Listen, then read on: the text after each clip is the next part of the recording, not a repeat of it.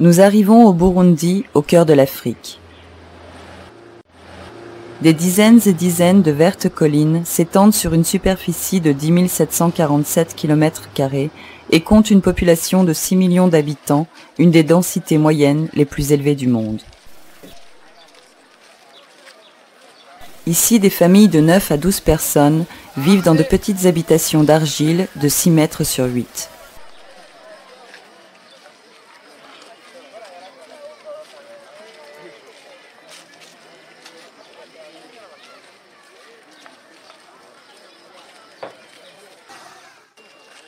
La capitale, Bujumbura, se trouve dans la plaine sur les rives du lac Tanganyika.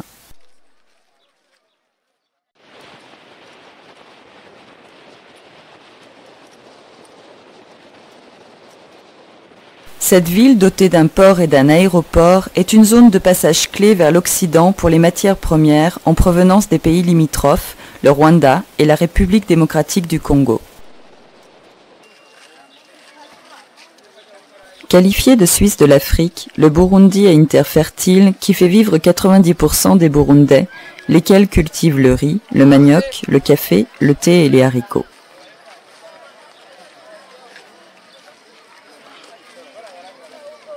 Au milieu des champs, on rencontre un maigre bétail, principalement des bovins.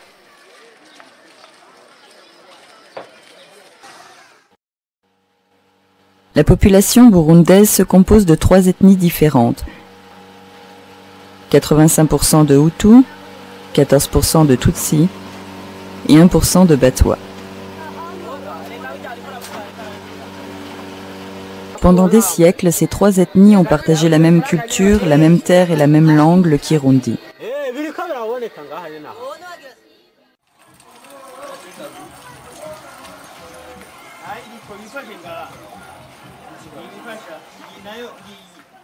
C'est avec l'indépendance de 1962 que tout à coup, quelque chose a changé. C'est alors que commence la partie sombre de l'histoire du pays, celle marquée par la guerre, les massacres et les mensonges.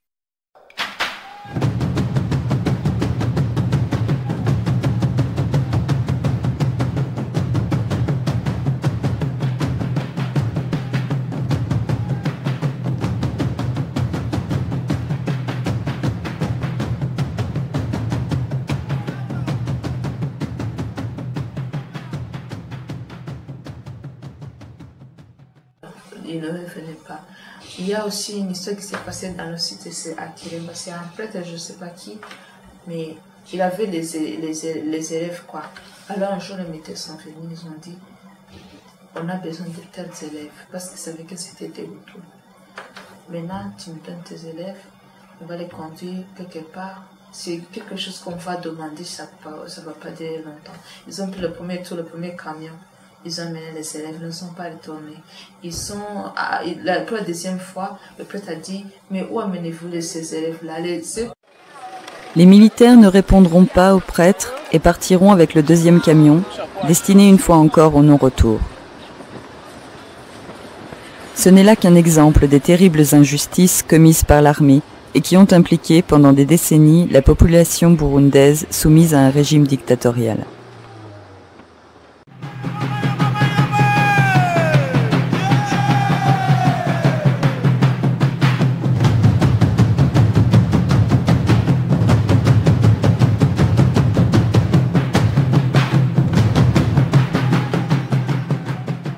Nous nous déplaçons maintenant dans les quartiers nord, situés à la périphérie de Bujumbura.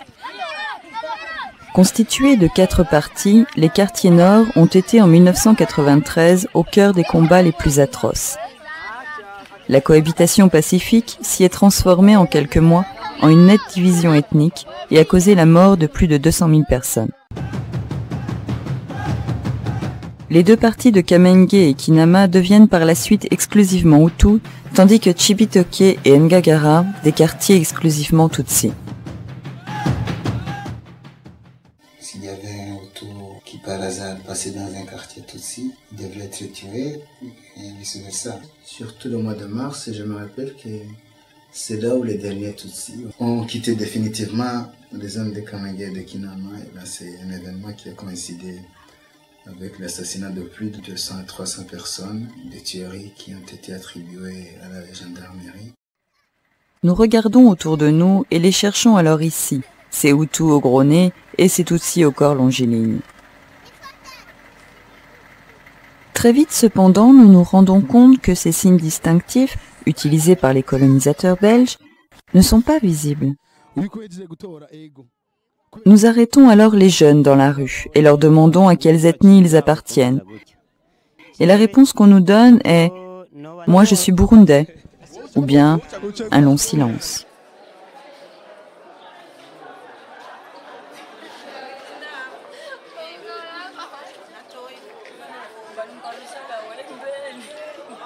Après un bref séjour au Burundi, on arrive à comprendre que pour ces gens qui vivent côte à côte au quotidien, le concept de Hutu et de Tutsi n'existe pas. Dieu a créé un Hutu, un Tutsi, un blanc, un noir, un jaune, tout ça. C'est parce qu'il y a de l'harmonie dans le monde. Moi, je veux que tout le monde soit ensemble. Si les Hutus, si les Tutsis, il n'y a pas d'étiquette. Ce sont des gens qui collent des étiquettes pour voir ça, il est comme ça, il est comme ça.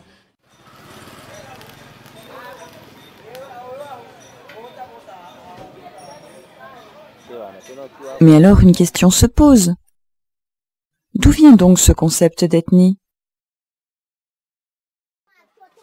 Nous avons essayé de nous documenter sur les origines des Burundais et nous découvrons que les réponses des historiens sur la société précoloniale ne parlent pas d'ethnie, mais plutôt de différents clans.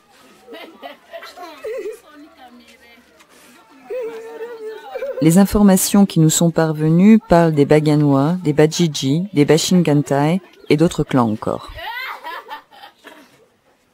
Chacun d'eux remplissait des devoirs bien précis et reconnus à l'intérieur de la communauté. Certains clans détenaient le contrôle de l'organisation et de la politique, d'autres assumaient d'importantes fonctions religieuses. C'est avec le colonialisme que ces clans furent réduits à 2, les Hutus et les Tutsis, et on leur retira leur fonction d'origine.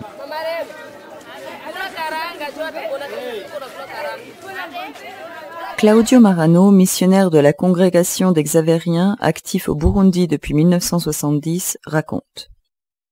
Quando lei era Tutsi, le guardie sue erano Tutsi e quando gli Hutu dovevano raccogliere l'acqua per cucinare il cibo o coltivare i campi. Secondo me ne deriva da lì. Poi naturalmente tutti quanti ci hanno messo dentro la loro benzina per far saltare il tutto. Metti i belgi con le loro scelte etniche per riuscire a salvare le loro colonie e in Burundi, quindi mettere in piedi gli Hutu e in Ruanda mettere in piedi i Tutsi, metti poi diversi interessi di potere di una famiglia o dell'altra famiglia, perché in fondo poi non si tratta di Tutsi e di Hutu, ma si tratta di famiglie Tutsi e Hutu che vogliono il potere. Mais alors les gens ne sont donc pas impliqués? Au niveau de la population, il n'y avait pas de problème au niveau de la cohabitation pacifique. Ça, c'est une chose qui a étonné plusieurs personnes parce qu'il y avait personne qui croyait que les gens allaient se fâcher jusqu'à s'entretuer dans leur quartier. Pourquoi la guerre a-t-elle alors éclaté en 1993? Tout est parti des premières élections démocratiques qui ont porté au pouvoir le président Melchior Ndadaye, pour la première fois un Hutu. Dadaye représentait en fait un changement fondamental. Donc en réalité, Dadaye, ça a été le symbole d'une frustration en fait qu'ont vécu un certain nombre de gens d'une ethnie. Et le fait d'avoir un président qui soit de leur ethnie, c'était quelque chose de fantastique. Il nuovo, presentato il nuovo. Non era un cambiamento a livello politico, a livello intellettuale, non era che la sinistra era andata su sulla destra, era che la libertà è entrata là dove era la dittatura. È entrato il nuovo e ha buttato per aria tutto. Le président Dadaye, symbole de la démocratie et d'une nouvelle liberté, sera tué lors d'un coup d'État le 21 octobre 1993, 3 mois après son élection. La guerre civile entre Hutus et Tutsis éclate. Kamenge, bastion du nouveau parti et symbole de la résistance Hutu, devient le cœur du conflit dans la capitale et doit alors être complètement détruit. Plusieurs groupes de rebelles se formeront et s'uniront contre l'armée, considérée comme responsable de l'assassinat du nouveau président. Un ancien rebelle de Kamenge s'explique. Personnellement, ce qui m'a poussé à entrer dans ce mouvement, c'est qu'il m'était difficile d'assister à ce que les militaires faisaient dans nos quartiers, c'est-à-dire le fait que les militaires venaient très souvent dans notre quartier pour faire des bavures, pour enlever des gens et pour détruire des maisons, pour brûler des maisons, pour tuer des vieillards. Nous demandons alors quand cette rébellion a été organisée. Le jeune homme nous assure que rien n'avait été programmé, mais il ajoute. La chose que je pourrais dire qu'il a été programmé, c'était le fait de donner des fusils aux civils Hutus. Parce que là, c'est un petit comité qui a été mis sur pied par les hauts dignitaires. En même temps, les quartiers Tutsis ont été armés. Cela nous est confirmé par un jeune Tutsi qui avait 15 ans à l'époque.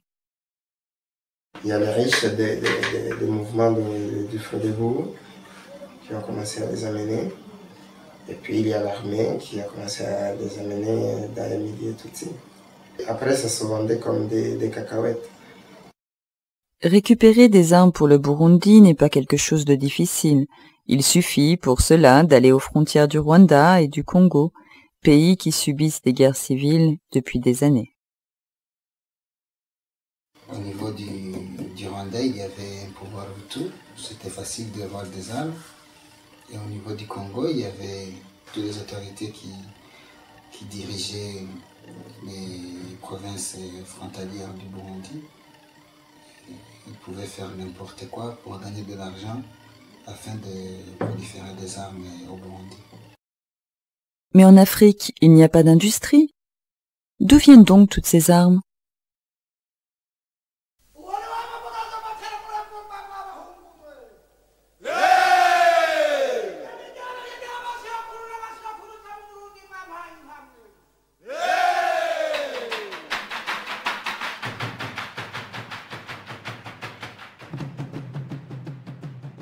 Cette situation a été orchestrée par les grands dignitaires, que ce soit au niveau des Hutus et que ce soit au niveau des Tutsis. Derrière tout cela, il y a eu beaucoup de manipulations de la part des hommes politiques. Et ce qu'il faut regretter, c'est que s'il y avait eu justement des responsables politiques qui avaient un peu plus de maturité, on aurait pu limiter les dégâts.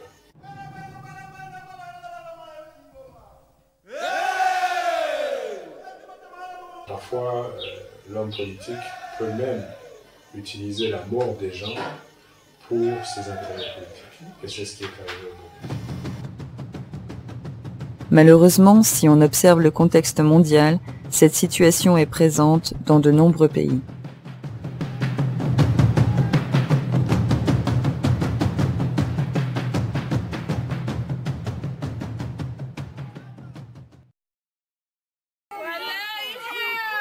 Pendant plusieurs années, les Hutus de Kamenge et de Kinama ne pourront pas pénétrer dans les quartiers Tutsi de Chibitoke et Ngagara, et inversement. D'octobre 93 à mai 94, on compte plus de 150 000 morts jetés dans les fosses communes.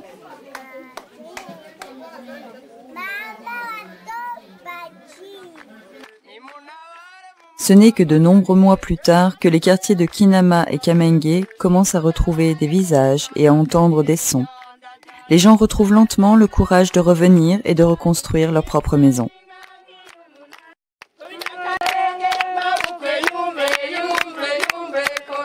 Là-bas, il y avait toujours les ruines, on ne savait pas.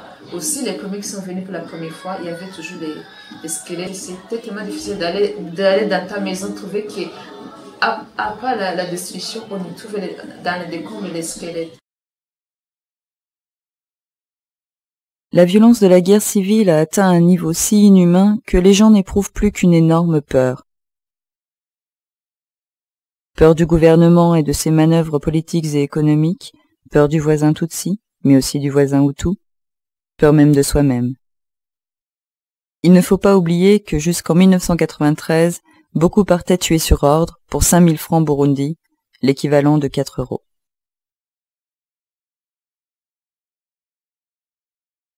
Mais c'est exactement de cette peur que les Burundais veulent se libérer.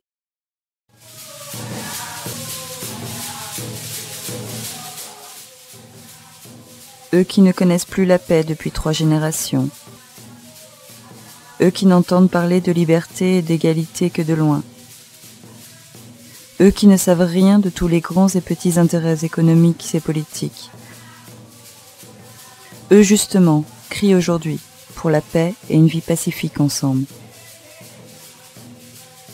Aujourd'hui, ils parlent de démocratie, peut-être pas dans le sens d'organisation d'État, mais comprise comme le total cessez-le-feu, l'absence de manipulation et la reconnaissance du droit à la vie, avec tout ce que cela implique. En 2000, le gouvernement burundais signe les accords de Arusha en Tanzanie, où est prévu un programme de paix et de réconciliation géré par un gouvernement de transition. En 2005 sont proposées les deuxièmes élections démocratiques de la République du Burundi, favorisées aussi par la présence de 5600 casques bleus et 1000 volontaires des Nations Unies.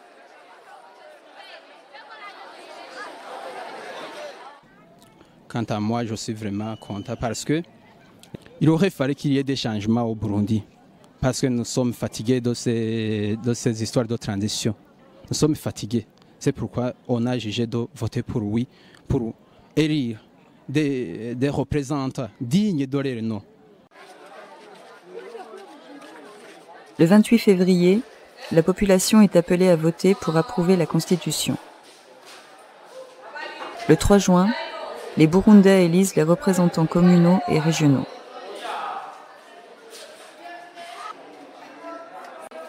Le 28 août, le président Pierre Nkurunziza est élu par le Parlement. Maintenant, les Burundais veulent la démocratie.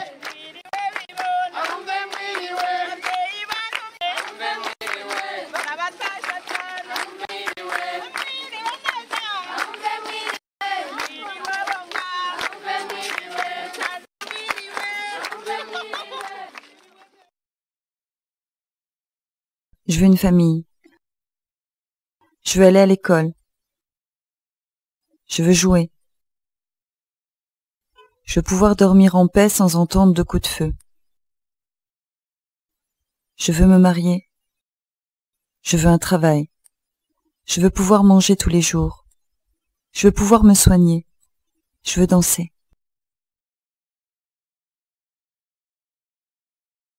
La tâche du nouveau président n'est pas facile. Avec la démocratie, les Burundais s'attendent à la reconnaissance de tous les droits que la guerre et la dictature leur ont enlevés pendant des décennies. Le droit à la santé, au travail, à la liberté d'expression, à la liberté de rencontre, mais surtout le droit à l'instruction.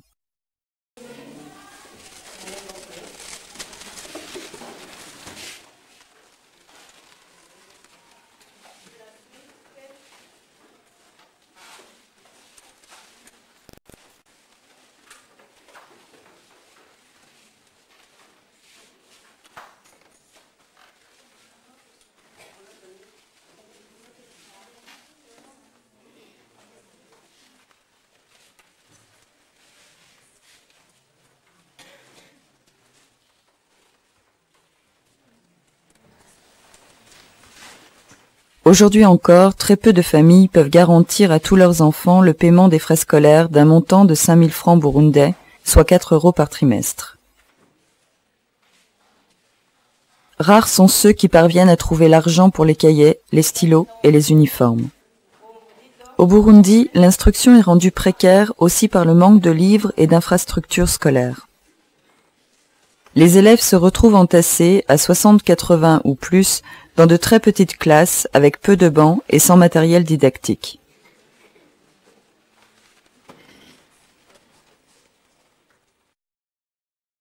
Dans cette reconstruction du pays, morale aussi bien que matérielle, beaucoup d'enfants ont trouvé une alternative avec le soutien du centre Jeune Kamenge qui depuis 13 ans travaille avec eux et pour eux. Situé au centre des quartiers nord martyrisés, le centre s'appelle Kamenge, du nom du quartier Hutu, mais il se trouve à Chibitoke, quartier Tutsi. Il a été construit en 1992 par 3 missionnaires de la congrégation xavériane pour accueillir les jeunes de 16 à 30 ans. Si le but du centre à l'origine était celui de créer les conditions pour la réconciliation entre Hutu et Tutsi, ce sont les jeunes eux-mêmes ensuite qui en ont fixé le véritable but. Transformer le centre, brique après brique, en une structure qui réunit tous ceux qui sont prêts à retrousser leurs manches. C'est là où les moyens sont mis à disposition et là où on laisse chacun libre de choisir. Là, la dignité se réapprend avec peine et enthousiasme. La guerra ha portato questi risultati, cioè ha portato a un disinteresse totale della vita, di quello che succede attorno. Allora questo disinteresse può essere recuperato in tantissimi altri sistemi, in un aumento di attività, in una possibilità di lavoro, in altre cose che bisogna inventare giorno per giorno per riuscire a rimarginare queste ferite. Il y a quelques jeunes qui ont participé dans la guerre, dans les tueries, qui arrivent, qui disent aussi justement le centre est dans ça parce que pour oublier les choses mal que tu as fait, au lieu d'aller te saouler, si tu partais dans quelques activités, ça t'aide à oublier. Tu te construis, après tu vas au quartier.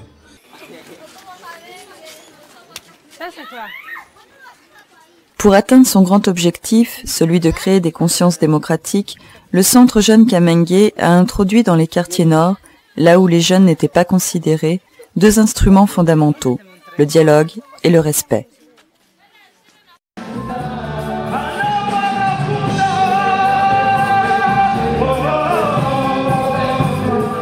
Pour eux, le fait de pouvoir s'exprimer et d'être écouté est une grande nouveauté et une nouvelle possibilité.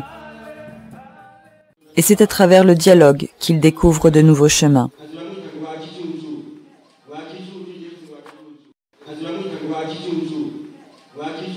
Et là, c'est un petit message qui passe. C'est un message qui apporte des fruits, qui aide les gens à retrouver le bon chemin, à examiner leur conscience et afin de solidariser avec les anciennes idéologies. C'est un besoin social. Sortir de l'enclos familial, tout ce qui se dit dans la famille, apprendre de soi-même, de l'autre, voir qu'est-ce qui est vrai, qu'est-ce qui n'est pas vrai, cette haine qu'on propage, est-ce que c'est vrai, elle est réelle. Selon moi, autour d'une table, quelqu'un arrive à le voir dans les yeux de l'autre. Perché la gente del centro ha capito almeno una cosa, che è quella che l'unico sistema per salvarsi è di vivere insieme, di condividere, di rispettare le diversità degli altri. Questo è il punto di partenza. Credo che sia il punto di partenza per ogni essere umano, ma è il punto di partenza per uscire da una guerra. Dans ce laboratoire de paix, on retrouve la signification première du mot démocratie. Mettre les personnes en contact et les pousser à créer une structure où les règles sont acceptées par tous, parce qu'elles sont basées sur le respect, la liberté et l'égalité de chacun. Et le centre le fait en utilisant toute la créativité et l'envie de faire, l'envie de grandir et mûrir de 24 600 jeunes inscrits des quartiers nord de Bujumbura qui, en s'autogérant, proposent plus de 800 activités chaque année. C'est beaucoup de choses. Je viens au centre, premièrement, ça m'a aidé beaucoup. Le centre propose des activités variées où, à côté de ce qui peut être intellectuel, ce qui peut être instructif, il y a aussi l'amusement, il y a aussi le sport. Et la vie d'un jeune, elle est faite de tout ça. Donc, Musique, sport, langues étrangères, cours de soutien, dactylographie, informatique, danses traditionnelles et modernes, forum de cinéma, coupe et couture, rencontres culturelles, théâtre, concours, formation sur la paix et sur la résolution des conflits, compétition, sensibilisation au sida et à la drogue, éducation physique et cours d'alphabétisation sont les activités qui sont proposées quotidiennement.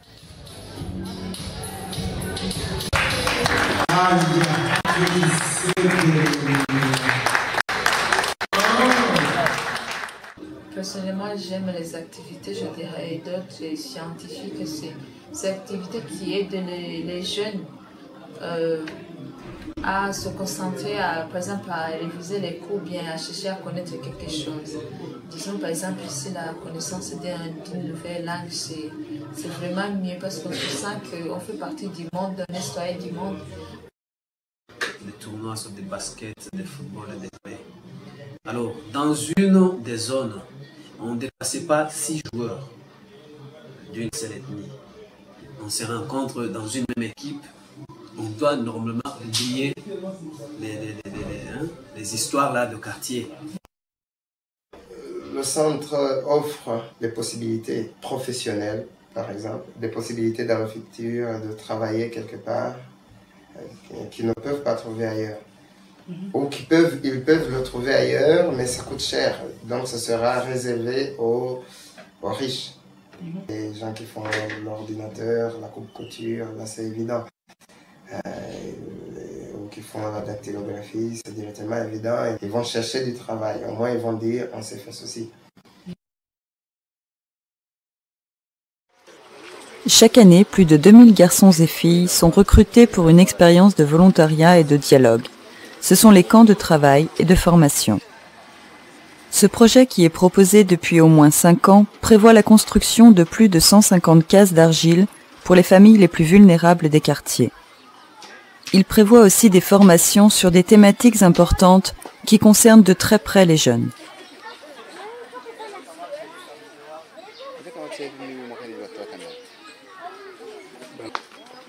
Tous les matins, les garçons fabriquent des briques. Brique après brique, ils prennent conscience de l'importance matérielle de leur travail qui donne une maison à une famille. En même temps, cette activité les confronte à une nouvelle vérité. Ensemble, on peut changer les choses. Quand je me vois en camp de travail en train de fabriquer les briques pour bâtir d'autres maisons, ça me donne aussi du courage. Parce que c'est nous. Brique après brique, les jeunes comprennent que vivre dans un pays pauvre signifie s'engager socialement contre l'exploitation et lutter afin que leurs rêves deviennent réalité. Soudain, et pour la première fois, ils se voient assumer un rôle dans lequel ils se reconnaissent et sont reconnus. Ils retrouvent ainsi avant tout la confiance en eux-mêmes et ensuite ils s'identifient comme partie complémentaire de la communauté.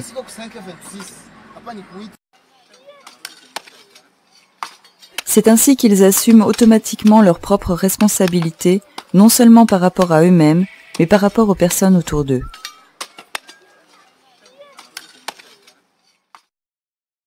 Eux qui paraissent avoir été abandonnés et méprisés de tous, de la famille, de la communauté sociale, de la politique du pays, des organismes internationaux, ils sont pour la première fois dans leur vie considérés comme des êtres humains, avec leurs droits et leurs devoirs.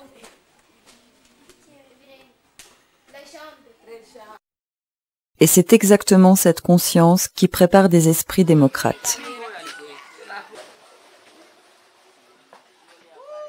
Brique après brique, on se rend compte combien la concrétisation de ce travail ensemble est significative pour l'existence et la maturation intellectuelle. Brique après brique, nous nous rendons compte, nous les Européens présents, combien cette concrétisation rassurante est lointaine de nos convictions sur l'individualisme, sur le bien-être et sur nos idéaux de progrès et de croissance.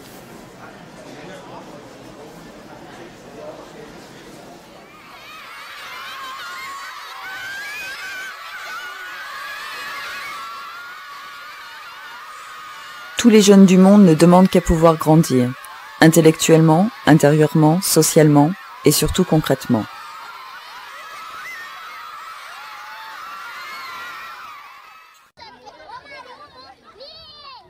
Il n'est pas facile de grandir dans un contexte où les parents ont été décimés, la culture traditionnelle anéantie par des éléments externes comme la télévision, le système scolaire manipulé pour laisser les gens dans l'ignorance et l'impossibilité de se défendre, et où quotidiennement on doit se préoccuper des besoins premiers.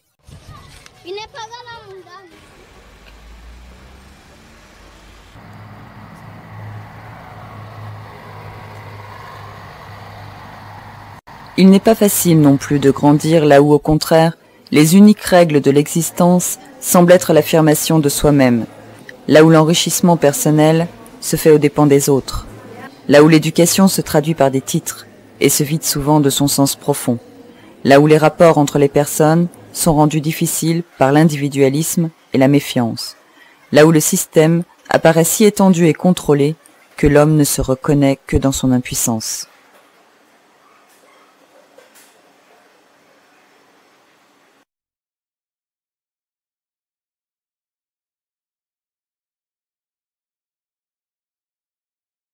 Trop nombreux sont les rêves qui ne peuvent se réaliser. Trop d'enthousiasme, trop de créativité et trop de désir d'amélioration et de s'améliorer chez les jeunes du monde semblent vains. Trop grande est la sensation que ce que nous faisons de bien et de positif n'est qu'une goutte d'eau dans la mer. Mais au fond, ces briques des quartiers nord sont aussi des gouttes d'eau. Et pourtant, il en sort des maisons.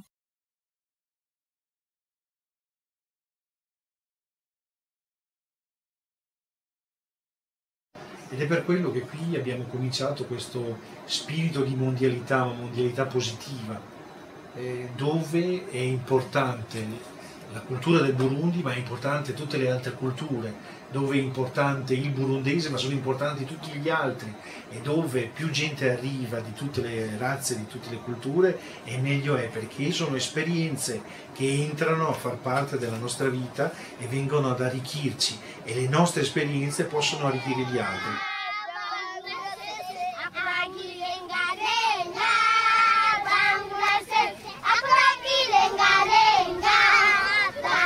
C'est ici que les sourires, les mains, les regards, les différentes langues et les soupirs des gens nous ont convaincus.